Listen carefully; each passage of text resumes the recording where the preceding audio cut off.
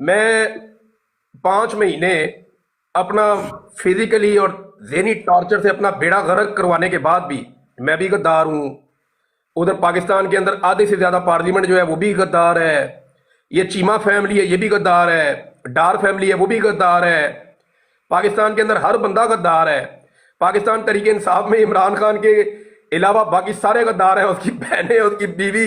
यानी कौन है जिसके ऊपर फतवा नहीं लगा गद्दारी का? ये सारे ही गद्दार ने। तो भाई जी जरा नहीं गद्दार उन्होंने दे दो हर्ष है। अच्छा, ये अभी भाईजान न्यूज आ रही है कि Adil Raja just tweeted about Imran Riaz Khan as well. तो अभी ट्विटर पे वो अपना कुछ कह रहे हैं और खैर उनकी कोई रेलेवेंस नहीं है इनकी, क्योंकि मैं स्टोरी जानता हूँ। जब इमरान भाई के बारे में ये व्लॉग करते थे तो इनकी जब कॉल आई और हमने जब इनसे न्यूज़ की तस्दीक की तो इनकी तरफ से ये मैसेज आया था आदिल राजा की तरफ से कि सर प्लीज़ आप हमें बोलने दें, उससे हमारी रोजी रोटी चलती है। तो इनकी कोई इतनी रेलिवेंस नहीं है। नौरीन आपा, मुझे थोड़ा सा काम है, 10 to 15 मिनट्स का आप प्लीज़ क्वेश्चन ले लें, ठीक है? मैं थोड़ा नहीं, सा वो कह रहे थे कि इमरान भाई को जो है ना उन्होंने भेजा हुआ है और वो अपना स्टांस बदलेगा कुछ अरसे के बाद। वो इमरान खान पे अटैक करेगा। पहले उनको सियासतदान बनाना चाह रहे थे, अब उन्होंने इधर भेजा हुआ है। तो इमरान भाई अटैक करेंगे इमरान खान पे जब इमरान खान कुछ गलत करेगा, ये मैं आपको गारंटी देता हूँ। खैर ये रेलेवेंट टॉपिक है, हम प्लीज टू द पॉइंट हम टॉपिक्स ले लें। जी नौरीन आपा, आप प्लीज क्वेश्चंस ले लें। मैं जरा 15 मिनट है मुझे। जी आफ्ताब साहब, आप पूछें सवाल अपना। जी वो इमरान क्या राजा कह रहे थे पहले अपने ट्विटरों में, वो ऐसी हिंट्स दे रहे थे कि इमरान भाई को जो है ना वो लोग सियासतदान बनना चाह रहे हैं, उनको जो है ना कामयाब करवा के इमरान खान के मुकाबले में खड़ा करना चाह रहे हैं। और फिर उसके बाद जब इमरान भाई निकल गए, उसने पहले बताया कि ये निकलेगा इधर से, ये जो है ना कुछ अरसे के बाद बदल जाएगा और अपना स्टांस इनके लिए काम करेगा। मतलब वो ये कह रहे हैं कि ये इसका अपना बंदा है इस्टेब्लिशमेंट का। लेकिन हम सब जानते हैं कि इमरान भाई ने बहुत बड़ी कुर्बानी इमरान भाई, हमने ये कि you got the visa through Salman Ahmad. नहीं, उन्होंने कहा है कि आपको अमेरिका का वीजा अमेरिका का वीजा अमेरिका आपको और आपकी फैमिली के लिए उन्होंने दिला दिया है वीजा। अमेरिका का वीजा नहीं है। नहीं, ये अभी उन्होंने जो ट्वीट किया है ना, उसमें ये लिखा हुआ है कि सलमान अहमद साहब ने आपके लिए इमरजेंसी वीजा आपको और आपकी फैमिली को दिला दिया है, मगर वो आपको कांटेक्ट नहीं कर पा रहे कि वो वीजा आपको ला के दे दें। तो आप जो है ना बताएं कि आप कोई ट्रैवल एजेंट का काम करते हैं? शायद करते हो। उन्होंने ये लिखा है, तो आपकी खैरियत मतलूब चाह के कह रहे हैं हमारी लाइफ पे आके आप हमें बताएं कि आप खैरियत से हैं। नहीं, कौन कह रहा है? आदिल राजा बता रहे हैं ये। मैं आपको नहीं, क्या करूं मैं? कहां जाऊं? वो उनकी कोई लाइव चलेगी, वहां पे आए। नहीं, कब है? चल रही है अभी? नहीं, अभी चल नहीं रही, वो US 5 o'clock का कह रहे हैं। मैं आपको उनकी ट्वीट की स्क्रीनशॉट व्हाट्सएप पे भेजती हूँ। नहीं, मैंने क्या करना है इसमें? वो शायद वीजा आपको ना लाइव पे देंगे।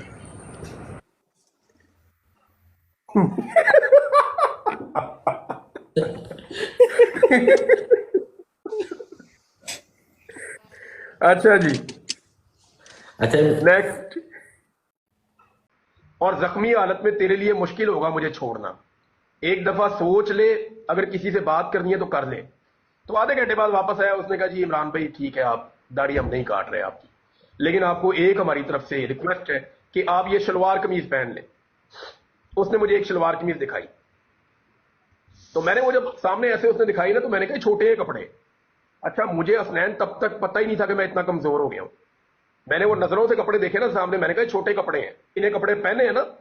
मैं उनको धोता था, फिर पहनता था, धोता था, वहीं पे अंदर ही वो नलका था, वो उसके साथ वो पाइप एक आता था, उसके साथ मैं वो बोतल भर के ना, तो उसके साथ मैं धोता था। वो कपड़े मैंने संभाल के रखे हुए अपने पास, मेरे पास है वो कपड़े। वो जूता भी मेरे पास है, जो जूता वहां पे मैं जब गिरफ्तार हुआ था, तो जिस जूते में गिरफ्तार हुआ था वो भी मेरे पास है। तो मैंने जी वो कपड़े मैंने कहा जी ये मैं साथ लेकर जाऊंगा, एक शर्त है। उन्होंने कहा जी नहीं, वो कपड़े आपको जो हम जो दे रहे हैं। मैंने कहा फिर याद रखना, मैं ये कपड़े रास्ते में फाड़ दूंगा, ये मुझे छोड़ रहे हैं। ये पकड़, ये पकड़। उसने यहां से पकड़ा, मैंने कहा मुझे तू वापस बंद कर, मैं नहीं जाता। तो उसने भी मुझे कहा, ऑफिसर ने कहता है इमरान भाई अपना नहीं तो अपने बच्चों के बारे में ही आप सोचें, आप जाएं। तो मैंने कहा जी अच्छा, 3 चीजों पे लड़ाई हुई थी। एक दाढ़ी के ऊपर हुई थी, एक कपड़ों के ऊपर हुई थी, और धमकी लगाने पे भी हुई थी, और एक लड़ाई हुई थी आखिर में कि ये मुझे कहते थे हम तुझे पुलिस के हवाले करेंगे। जो आईएसआई का ऑफिसर था वो ये कहता था ये वही बंदा था वो जो आगा शेख के घर नहीं गया था, हमारा जो शेख है, इसके दरवाजे के ऊपर जो बंदा नहीं खड़ा था मास्क पहन के घुंघरू बालों वाला टोपी वाला, जी जी। ये वही बंदा था जिसने मुझे रिलीज किया था सियालकोट में। अच्छा, इसने ना वहां पे, मैं नाम नहीं ले रहा अभी भी इसका, लेकिन इसकी सारे मुझे हर बंदे का पता है, मुझे एक एक बंदे का पता है। इसने ना मुझे वहां पे कहा इस बंदे ने कि हम आपको पुलिस के हवाले करेंगे। मैंने कहा तुम मुझे पुलिस के हवाले करोगे मैं उनका सर फाड़ दूंगा या वो मेरा सर फाड़ देंगे। मैंने कहा ऐसे मैं नहीं जाऊंगा, मुझे जलील मत करो, छोड़ना है तो मुझे मेरे घर खुद ही जाने दो, मुझे बाहर छोड़ दो, मैं अपने घर खुद चला जाऊंगा, मुझे किसी सड़क पे उतार दो, मैं जिस गाड़ी को हाथ दूंगा ना वो गाड़ी मुझे मेरे घर तक ले जाएगी, मुझे पता है पाकिस्तानी मुझे जानते हैं। मैंने कहा इतना तो मेरा ताल्लुक है पाकिस्तान में कि तुम मुझे पाकिस्तान की किसी भी सड़क पे छोड़ो, मैं अपने घर पहुंच जाऊंगा, 1 रुपया भी नहीं होगा फिर भी पहुंच जाऊंगा।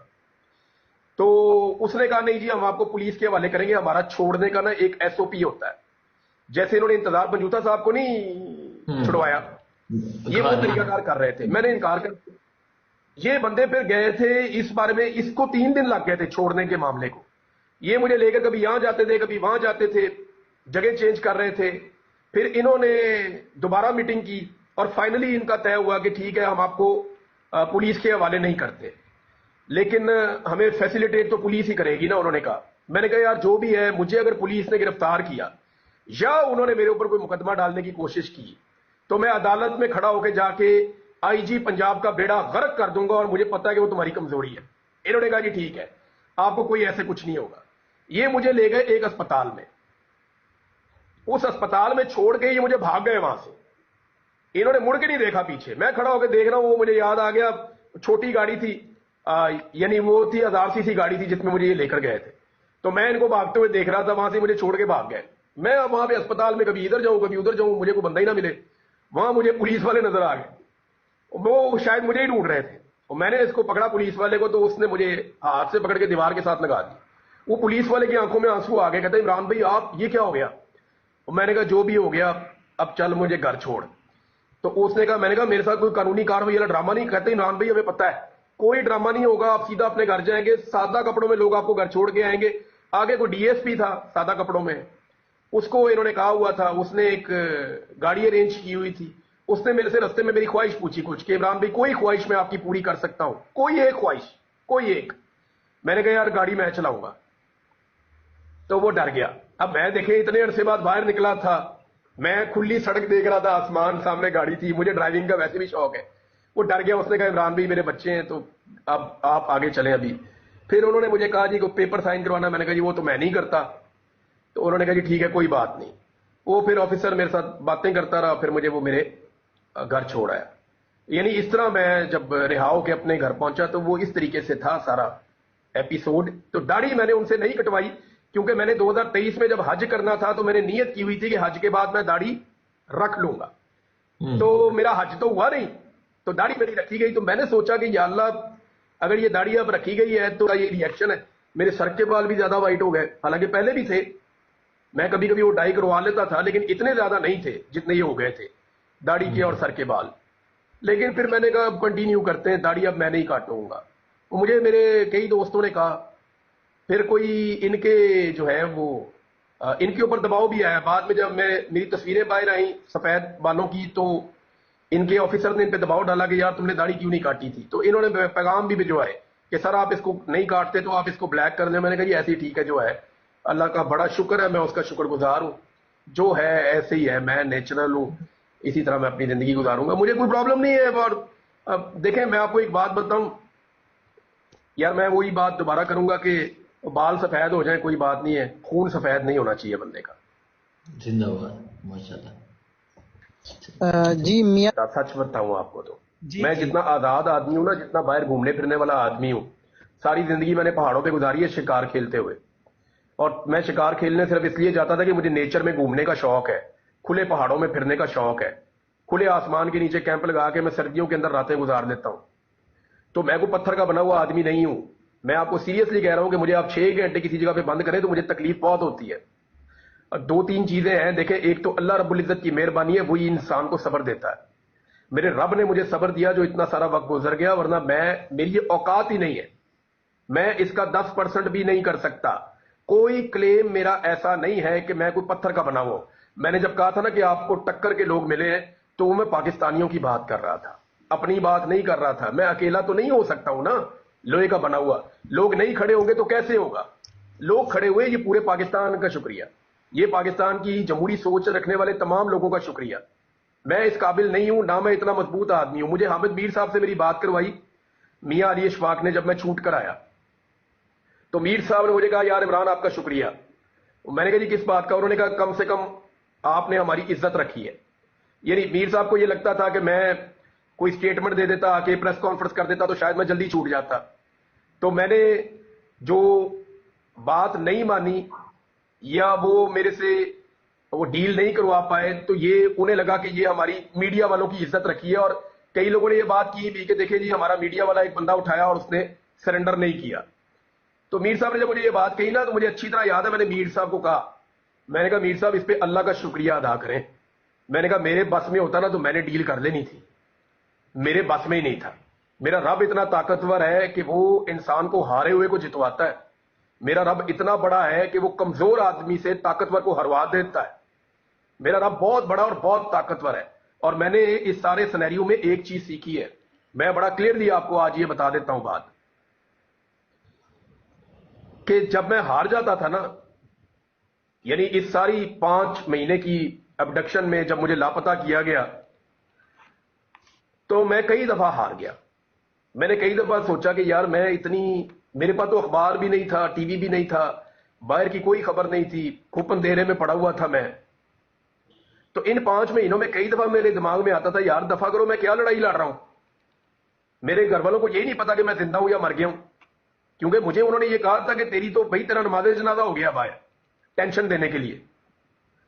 तो मैंने सोचा मेरे माँ बाप, मेरे बच्चे सारे इस बात की सजा काट रहे हैं, पता नहीं पाकिस्तान में क्या हो रहा है। और मुझे उन्होंने कहा था कि बाहर हमने मार्शल लॉ लगा दिया है, इस मुल्क पे हमारा कंट्रोल मुकम्मल हो गया है। बीच में एक टाइम ये भी आया था। तो देखे ना, जब आप एक कैद काट रहे हैं जिसका मकसद कोई नहीं है, बाहर मार्शल लॉ लग चुका है, सारे के सारे लोग जो हैं वो अब जमहूरियत का कोई नाम भी नहीं ले सकता, और आप अकेले पड़े हुए मारे भी खा रहे हैं। और मकसद क्या है आपका? कि अब कोई मकसद पूरा ही नहीं हो सकता, आपके बच्चे और आपकी फैमिली वैसे ही वो सफर कर रही है। तो मेरे दिमाग में कई दफा आया कि यार मैं जो ये कहते हैं ना मान लेता हूं, जो ये कहते हैं मान लेता हूं। ये एक दफा नहीं, कई दफा मेरे दिमाग में आया कि जो ये कहते हैं वो मान लेता हूं। यार बनाओ वीडियो। बिल्कुल जब 11th आवर आता था ना, जब कभी भी मैं टूट जाता था, ये मेरे पास पहुंचते थे, मेरा रब मुझे फिर खड़ा कर देता था। यानी मैं 5 दिन ये सोचता रहा कि यार अब जब ये आएंगे ना, तो मैं इन्हें कहूंगा बनवा लो जो बनवाना है। और छठे दिन जिस दिन इन्होंने आना था ना, उसी दिन मेरे अल्लाह ताला ने मुझे खड़ा कर दिया। और मैंने कहा जी मैंने झूठी गवाही नहीं दी। अब हो सकता है वो पिछले 5 दिनों में ये आते तो मैं दे देता झूठी गवाही, या हो सकता है उस दिन भी अगर ये आते तो मेरा रब मुझे खड़ा कर देता। तो ये याद रखिएगा कि आपकी हर कामयाबी के पीछे, या अल्लाह रब्बुल इज्जत ने आपको जो इज्जत दी है उसके पीछे, वो अल्लाह रब्बुल इज्जत है। नबी अकरम सल्लल्लाहु अलैहि वसल्लम ने, एक बहुत छोटी उम्र के सहाबी थे, वो आप सल्लल्लाहु अलैहि वसल्लम के पीछे ऊंट पे सवार थे। तो आपने उन्हें कहा, लड़के मेरी बात सुनो गौर से। और आप सल्लल्लाहु अलैहि वसल्लम ने फरमाया कि सारी दुनिया चाहकर भी तेरा नुकसान करना चाहे ना, तो वो नहीं कर सकती अगर तेरा रब ना चाहे। और सारी दुनिया चाहकर भी तेरा फायदा करना चाहे ना, तो नहीं कर सकती अगर तेरा रब ना चाहे। तो मामला यह है, जिसका नुकसान मेरे रब ने करना है ना, सारी दुनिया उसके साथ मिल जाए, उसका नुकसान होना ही होना है। और जिसका फायदा मेरे रब ने करना है ना, सारी दुनिया उसके खिलाफ भी हो जाए, तो उसका फायदा मेरे रब ने करना ही करना है। तो इट्स ऑल अबाउट हमारे अल्लाह ऑलमाइटी की तरफ से। ये सोचना बंद कर दें कि कोई आदमी पत्थर का बना हुआ हो सकता है। हो सकता है किसी वक्त इमरान खान को भी कोई ऐसा फैसला करना पड़ जाए कि जो आप एक्सपेक्ट नहीं कर रहे। तो उस वक्त आप लोगों को ये नहीं होना चाहिए कि बिल्कुल ही हर तरफ मायूसी और ये और वो हो जाए। ह्यूमन बींग्स है यार, सारे के सारे इंसान है। यहां पे बहुत सारे लोग हैं जो पाकिस्तान छोड़ के बाहर गए हुए हैं, वो बाहर दयारे गैर में रह रहे हैं। क्या वो खुशी खुशी गए हैं? अभी ये जिसका फौजी का आप नाम ले रहे थे, राजा साहब का, क्या ये लोग पाकिस्तान से खुश खुश बाहर निकले होंगे? वो बेचारे जान बचा के नसे ने सारे से सारे, अपनी अपनी जाने बचा के गए हुए ना सारे। ये जितने जर्नलिस्ट गए हुए हैं, चाहे वो वजाहत है, चाहे वो मुईद पीरजादा है, चाहे वो अहमद नूरानी है, चाहे वो शाहिद असलम है, चाहे वो साबिर भाई अभी आपके साथ बैठे हुए थे वो हैं, या और सहाफी भी हैं काफी सारे। तो ये सारे को खुशी खुशी तो पाकिस्तान से बाहर नहीं गए हुए। ये सारे लोग भी तो देखे ना, बाहर जाके वो कुछ ना कोई तो कुर्बानी सब लोग दे रहे हैं।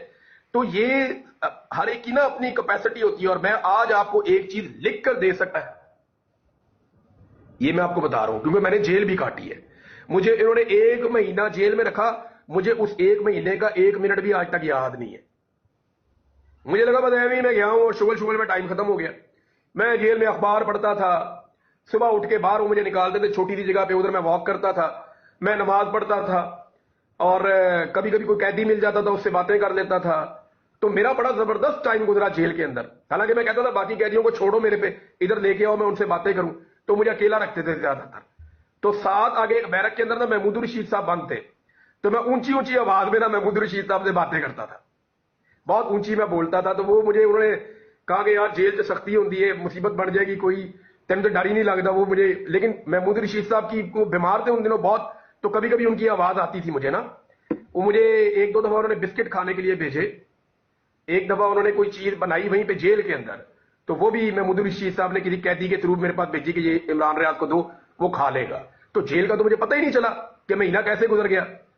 लेकिन जो मैं अगवा रहा हूं ना जबरी तौर पे लापता, उसका एक एक मिनट भारी था, मुझे आज भी याद है।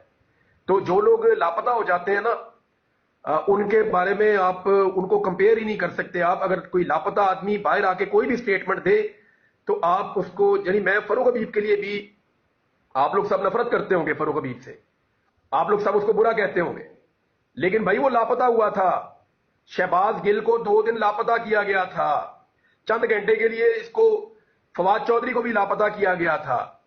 शहबाज गिल पे जिस जगह पे टॉर्चर हुआ है ना, वो जगह मैं जानता हूं, और मुझे पता है जिसने उस पर टॉर्चर किया उस बंदे का भी पता है, और मुझे सारा बताया कि किस तरीके से उसके ऊपर टॉर्चर किया गया था।